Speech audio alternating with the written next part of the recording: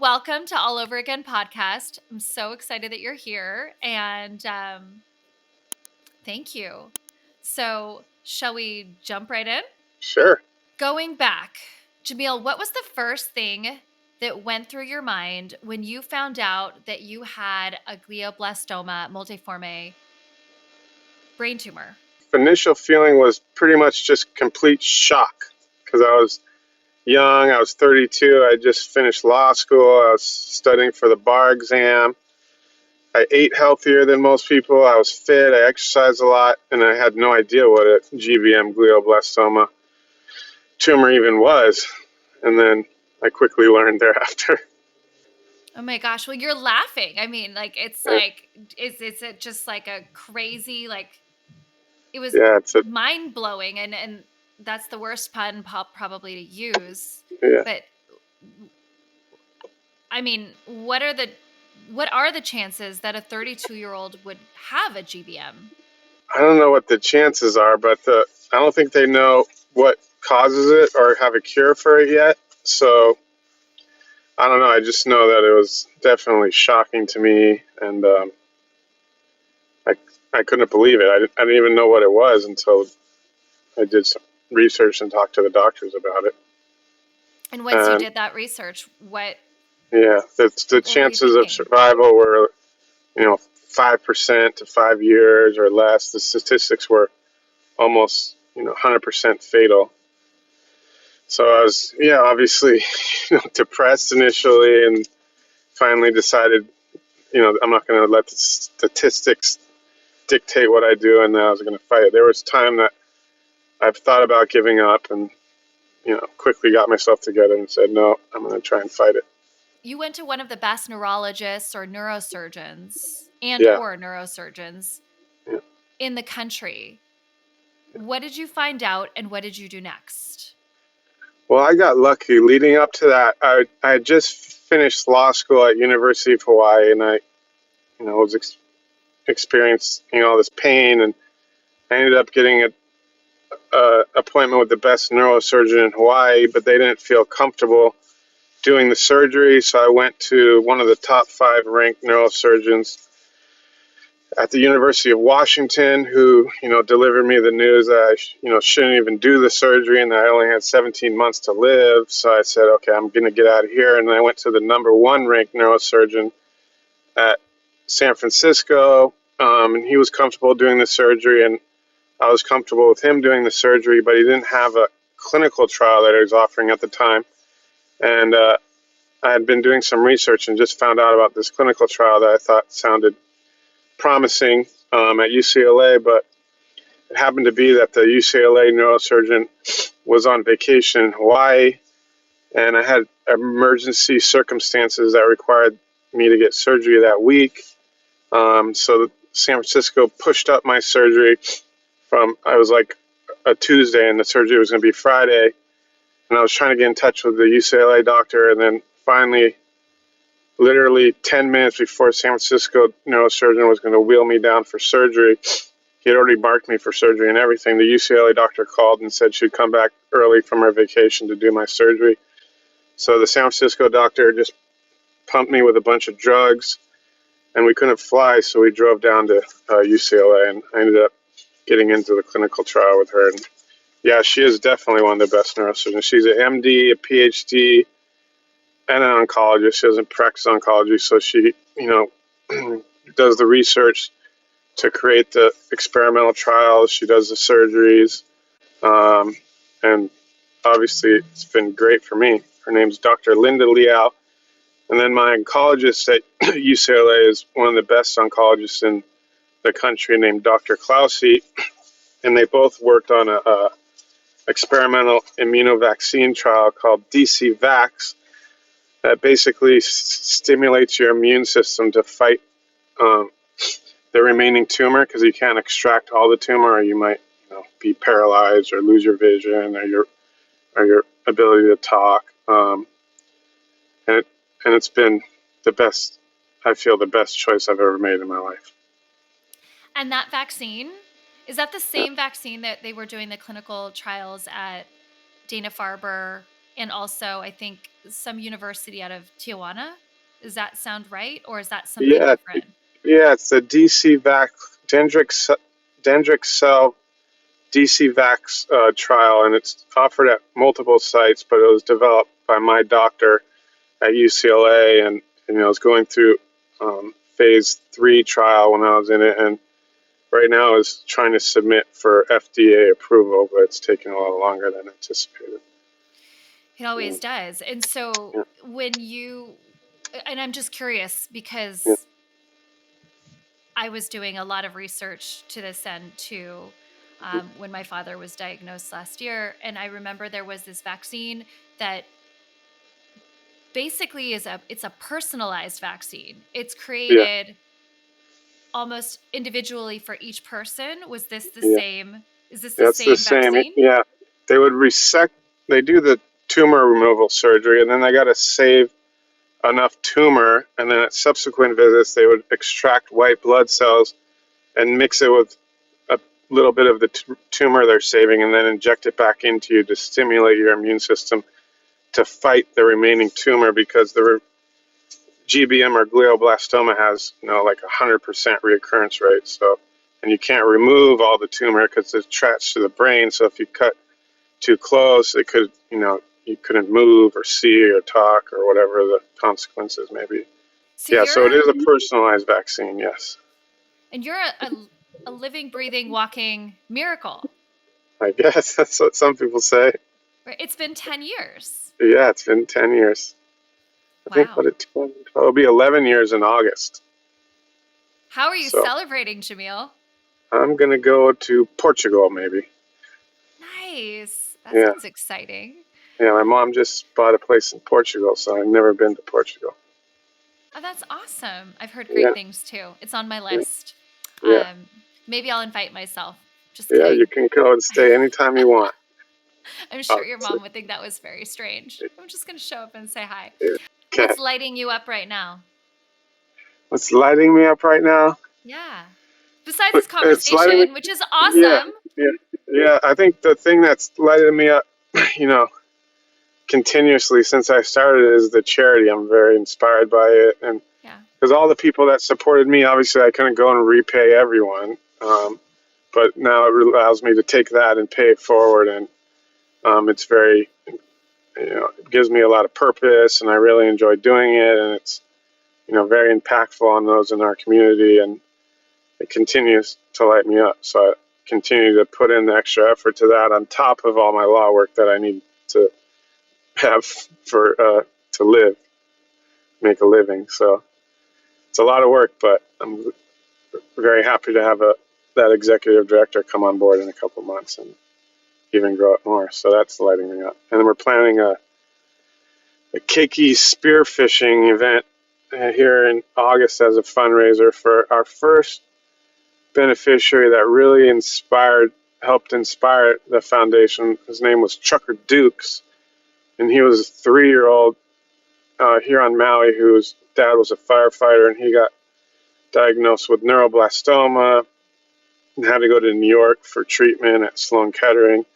Unfortunately, the cancer for him metastasized, and he ended up passing away at 3 years old, or 3.5 years old. But prior to that, he was inducted as a honorary New York firefighter by the whole entire New York Fire Department, and he gained worldwide, support and all this stuff. So Oh.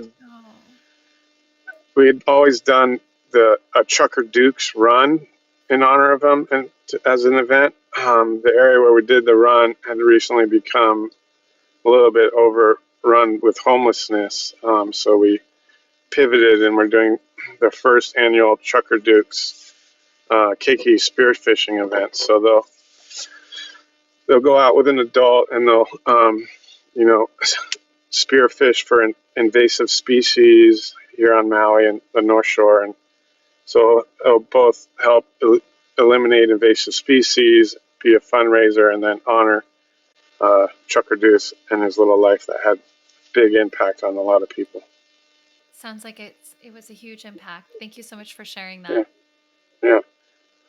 And I'm Well, still Jamil, friends with the family. I see them, weekly. They have three other amazing kids that are all spearfishing too. So um, those are all the benefits of what came about everything. Let's talk about what you would do or not do all over again, knowing what you know now. Well, I'd probably do it all over again because now that I'm on the other side, I feel accomplished. While it was all extremely difficult, it kind of ruins you mentally, physically, and financially.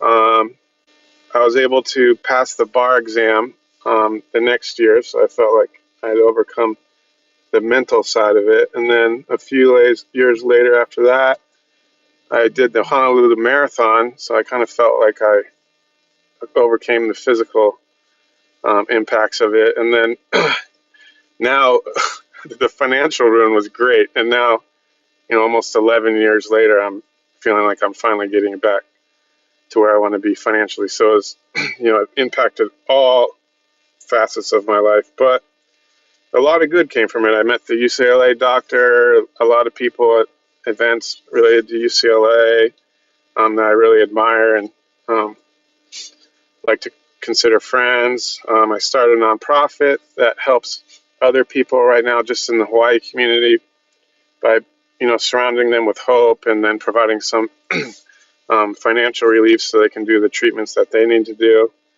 I almost feel invincible, I guess. So even though it was very difficult, with just the physical, the chemo, the body aches, the throwing up, the seizures, the lack of sleep and everything, I feel like I can almost overcome anything now. That sounds incredible. So, Yeah. so how do you live your life differently? I think I pretty much utilize every minute of my life now, doing everything I can so I don't waste time, and also having to catch up on the last 10 years focusing on only staying alive versus thriving. So right now I run that nonprofit we started. My law practice is very busy. I live in Maui, so I like to go surfing and do all the outdoor activities, whether it's pickleball or golfing or tennis, mostly surfing and pickleball. But I feel like I live a very active life where every minute is, I try not to waste a minute. Well, I'm so glad that you're here Yeah, and thank that you. we're having this conversation now and Yeah, finally. yeah. So let's talk a little bit about your nonprofit. It's UVSC. It's UVSC, which stands for you versus cancer or us versus cancer. Because, after I was diagnosed, the Hawaii community really, there was two things that I think really helped me. One, the Hawaii community really came together and, did fundraisers and provided a lot of hope and support as I've tried to fight it. But then also, my doctors at UCLA, really inspired me because they're basically saving people every day. And I couldn't become a doctor at that point. So the mission of UVSC, the primary mission is to help individuals with our families with their cancer-related medical bills. So the community comes together to give the finances and thereby give them some support. But it also, more importantly, gives them hope from that support, I think, to keep fighting. And then the secondary mission is to support cutting-edge research to help find a cure. And so that's how we can, now help the UCLA research and my doctor try to help find a cure. So it's going full circle. It's going Your full doctor circle, helped you, and now and you're helping them. I can finally help them. I couldn't give so much financial support while I was still actively under treatment because it was like self-dealing. But now that I'm only getting MRIs there and not part of that clinical trial, we can do a fundraiser to provide her some support for her research. Incredible. Yeah.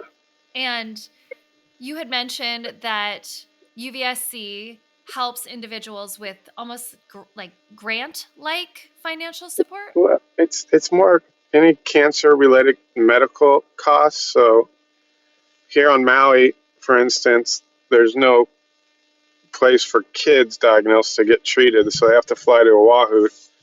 Honolulu is the only pediatric center in the state. So if our beneficiary is a young child, the family, probably one of the parents have to quit work and take on a full-time job as a caregiver, and they got to fly to Oahu. And during COVID, for instance, we had a child beneficiary, and they had to stay on Oahu for their treatment. They couldn't fly back and forth, and so one of the parents had to go with them, obviously. So we helped with their housing costs for a couple of months while they were there, and some of the flights. And it could be anything from, medical co-pays to some alternative treatments and travel costs. So right now we have, another pediatric beneficiary is there in New York for treatment. So we're helping with get a car there so they can go back and forth when they're staying to the hospital, and just anything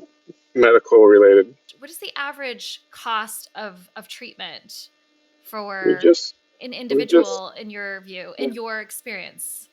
we did a study. We just partnered with that pediatric center in Honolulu to help take on their most in need pediatric patients, and per their pediatric cancer doctor there, they indicated that's about $30,000 a year out of pocket. Um, and then but that doesn't take into account if one parent in two working households has to quit a job to provide full-time care or whatnot. So could be a little more than that. It's a lot. Yeah. Yeah. So what are your goals with the foundation? Do you think it Our will goals? stay solely in Hawaii? Do you think it'll expand No, outside of? we would like to expand it, and it kind of naturally expands itself, I think, because if we take on a beneficiary, then their community, friends, family, and community tends to want to get behind it, and so it has like a ripple effect where it kind of grows from that naturally. So yeah, we would like to expand it outside of Hawaii, and I think once we start taking on beneficiaries in other states, it will naturally have that ripple effect to expand out, and then continue doing that as we go. So if you could wave a magic wand, where would UVSC be in 5 years from now? We would be nationwide and have enough funds in the bank where the interest from those funds cover all the overhead, and then continue, just the donations just continue to go straight to the mission, which is to help those families fighting cancer with their medical bills, and then also providing more support to the best research that we see out there, because I think that's very key. Unfortunately, you can't just to help research such as at UCLA, I don't think you can make a small donation. You got to make multiple hundreds of thousands to have any impact at all. So we're finally there, and hopefully keep doing that and growing that part of it. So what do you wish that people knew about cancer based on your experience? I think the hope that to fight it. I think some people tend to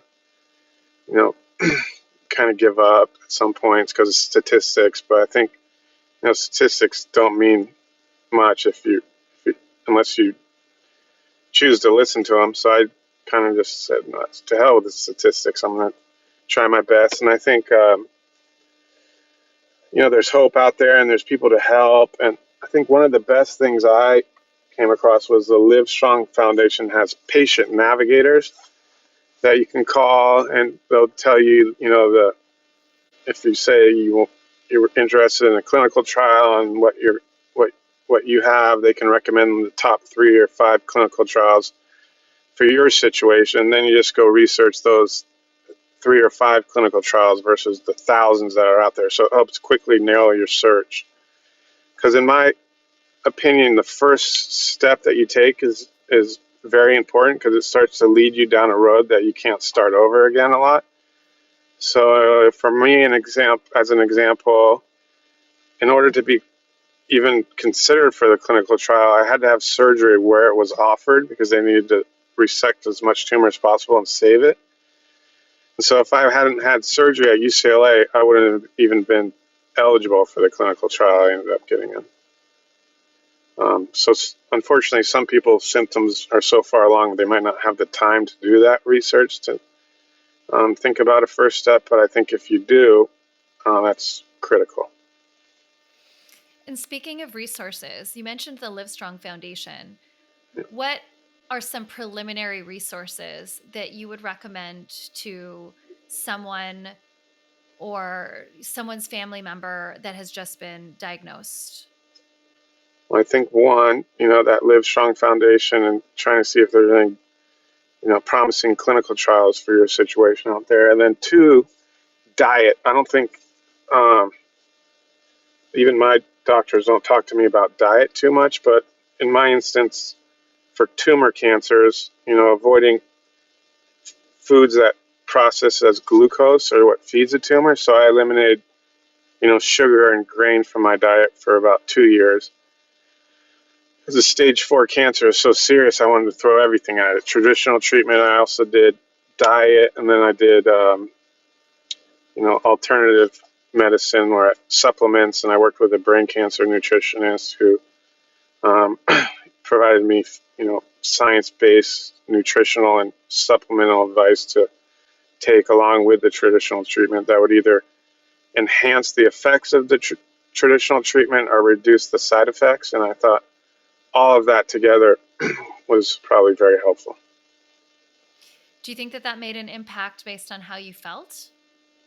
Yeah, I think it reduced the side effects because chemo, and radiation, pretty much ravaged me, and I was throwing up or having seizures. So I did a bunch of supplements and diet, and then also I did massages and infrared saunas to try and reduce those side effects, and they all definitely helped. Were you big into anti-inflammatory types of foods like turmeric Yeah, and turmeric, tons of turmeric, and melatonin, and I can't even remember all this.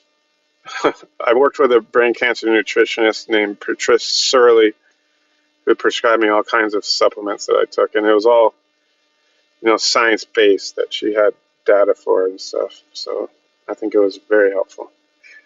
what is something that you look back on and you say, wow, I can't believe not enough people know about this particular element? Or because a lot of people don't necessarily understand what brain cancer is, right? And Yeah, it's very it's people hear about it but they don't necessarily understand it. There's not a whole lot of funding for it for that very reason. yeah. I think it's more now that because I didn't know what it was, and then until I was diagnosed, and now I think it's more prominent than people think because I get calls from a lot of people that have it, and I don't think people realize how the brain is so unknown, and but it controls every part of your body. So I felt fit, my body was fine, I ate healthy, I was exercising, and somehow I get this brain tumor that impacts every part of my body, whether it's vision or using your right hand or your left hand or walking or talking. And so it's amazing how much the brain controls everything. And so obviously that's our computer that controls everything. So I think more research is needed to figure that out. I think, not as many people are diagnosed with brain tumor as or brain cancer as uh, other types of cancers, pancreatic cancer or other types, but it's so lethal and devastating. I think hopefully we can get some more funding for the research to find a cure for it. It's also very hard to treat because there's a blood-brain barrier that you can't get treatment through. But the benefit to that is that it can't if it starts in the brain, it can't metastasize out of the brain into other parts of the body. But if it starts in the body, it could potentially metastasize into the brain. Hmm. Like one of our first beneficiaries who unfortunately passed. Actually, it was our first beneficiary. So sorry. Metastasized into the brain, but it's a complicated. The brain's a very complicated thing, so I think more research is definitely needed, and hopefully UVSC can help fund some of that research sooner than later. Is there any sort of discussion or speculation as to why brain cancer is on the rise, or was it that we just didn't know how to diagnose it I before? think it's to be revealed in the future. Like I said, I don't think that the doctors don't know what causes brain cancer yet, and therefore don't know have a cure for it yet. So I think maybe that's why more research is needed, maybe to figure out what potentially causes it, and then hopefully thereafter try and find a cure for it. Um, but maybe it's external, environmental concerns, or there's a lot of theories out there, but I don't think anything based in science is known yet. And you're sticking with the science. I feel like it could be some environmental external factors that cause it, but I'm not an expert to know yet. I mean, none of us are. I I mean, don't. I don't think it's hereditary either, but who knows?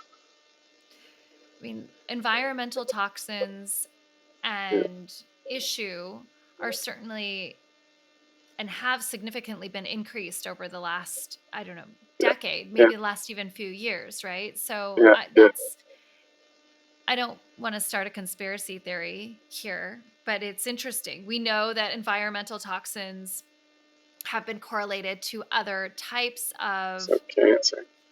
cancer, Yeah, and fertility and right. So yeah, it would be interesting to find out if there was some sort of correlation yeah, to brain cancer specifically, right? And yeah, one of the things that was really hard for me to really process, when my dad was sick with brain cancer, was how underfunded it actually yeah, is, and how that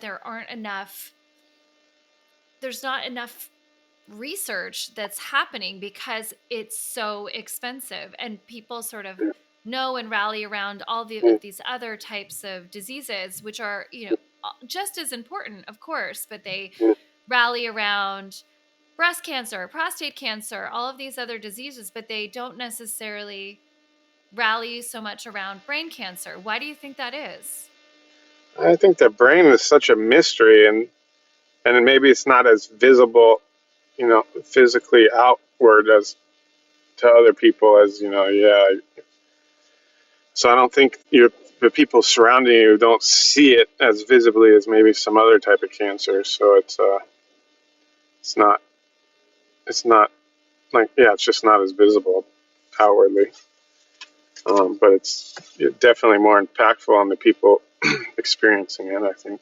What's one of the greatest personal rewards that you've experienced as a result of founding UVSC? I think it's, in addition to saving lives, one particular, and then forming new relationships with the beneficiaries and their families, or my doctors, or the movie executives that support my doctor's research, or whatever it is. One particular instance that comes to mind most is we have another child beneficiary, a young Hawaiian girl who was diagnosed, and she has Pacific Islanders tend to be pretty big, so she has a big Hawaiian dad, and he'll talk at some of our fundraisers, and he actually tears up with kind of like tears of joy, thanking us for helping save his daughter's life. And she's doing good now. She's back in school, and so that's very impactful.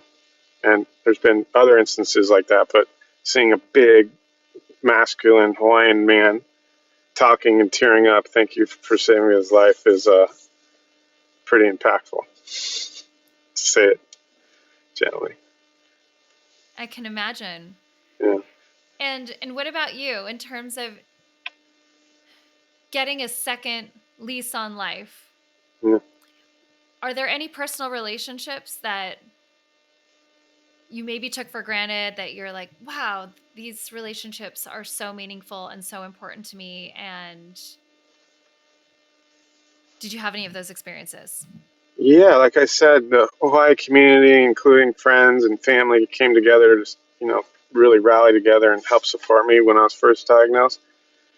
And it's kind of shed light over time. I have very wealthy friends that contributed some money, and then not so wealthy friends that contributed some money. And the contribution that sticks to my mind is there's one person that's definitely not wealthy, poor, but donated $50, and that meant more to me than some of the wealthier people that donated $5,000 or $10,000, because it just was it was impactful because I knew they didn't have $50 to donate really. So, And and then how has all of this changed your relationships? Like how oh, it's got to have changed your relationships. yeah, I think I'm I'm in a general sense I'm more drawn to people that are supportive and trustworthy and honest versus materialistic things. I like to have those good people surrounding me, because in the time of health crisis, those are the ones that will support you rather than the ones that may or may not find materialistic things to be the most important. Sure. Yeah. Jamil, you don't strike me as somebody who was ever materialistic, so it's hard for me to imagine that you had those kind of friends. Yeah. But if you did, it Did sounds like they're gone. yeah, yeah. I did go to high school, and pretty good college, and et cetera, et cetera. Lived in lavish places from Maui to Malibu to Newport Beach when I met Natalie, and then back to Maui. So you tend to get surrounded by people who live in the areas you live. Well, Jamil, I'm not fancy. We just happen to work in a fancy Uh, place. yeah, yeah, that's true. We worked at Mercedes-Benz, which was very Yeah, fancy. very And fancy. yes, very fancy. So, speaking of fancy, you went to Pepperdine Yeah, and yes, I agree. and you mentioned that while you were at Pepperdine, you dunked on a now famous NBA player. Can you He share who he that wasn't. was? Yeah, he was an Is NBA player, but he wasn't famous. He was. His name was Alex Acker, and he was the last pick in the NBA draft. And I think he only played in the NBA for a couple of years, and then is now playing professionally in Europe. Um, I did dunk on him and shatter the backboard, which maybe was lucky. I wouldn't be able to do that anymore. I'm old, and with age and chemo, I can't even dunk anymore. So that was a one-time deal, but it was memorable. So I I think he can had just tried to imagine. dunk. He had just tried to dunk on me and didn't do it. And then I got him the next play. So, But yeah, are you in Hawaii for the rest of your life? Are you ever coming back to California? no, I'm in Maui for the rest of my life. It's a great place to live, and I don't want to have to go through taking the bar exam again in another state at all. Is there anything that you would like to share with our listeners about something that they should know if they know someone who is battling brain cancer? I think the number one thing is just to surround them with support, whatever it may be, physical, being there for them, maybe financial if you can, and because it's kind of that during that time, it's you're questioning yourself. I was young, I was ready for life, and then to get that news, it's not only deflating, it kind of it breaks your confidence. So you got to build up their confidence again, or help them do that, and it takes a long time. So I think, yeah, initially, but you might not see it outward physically like we talked about, but I'm 11 years in and I'm just getting back financially to where I want to be. So it's kind of like you got to provide that support for an extended period of time that gives them the hope to keep fighting and getting back to their life. And It's probably financial the most support. important. Financial support is important, of course. Yeah. But what kind of support were you looking for personally? Personally, Mentally, Just anything. What kind of yeah, support did you really need beyond the financial? just being there for them, checking in on them, seeing how they're doing with everything. I think kind of any way you would support a friend in need, but it's just a longer duration of time because it Right. takes a while. Yeah. But you can't like bring you ice cream, right? Because of the No. sugar and things like Yeah. that. So, what can Yeah. somebody send that is appropriate and Yeah. supportive? It could be something as simple as a card with words of encouragement and hope, and let them know you're being there for them. It could be, a certificate to go use for a massage, or a, a, a sauna treatment, or food, healthy food, um, anything, meals, or coming over. I mean, at the height of my fight, I was only sleeping, 3 hours a night, and I was trying to work, and I was, throwing up and having seizures. So maybe it's rides, or maybe it's, helping with their house, keeping their house in order. Like I said, healthy food meals, or massages when you're on chemo is pretty key to alleviate all the body aches and stuff. But it could be something as simple as, sending a card or making a phone call saying, we're here for you, whatever you need, words of support and encouragement, and, hope. And I love that all of you continue to honor Trucker's name Yeah. all of the time. And that's really beautiful. So, thank you so Yeah. much. Thank you for Thank sharing. you. Yeah. And thank you for catching up with me today. Yeah. Thank you.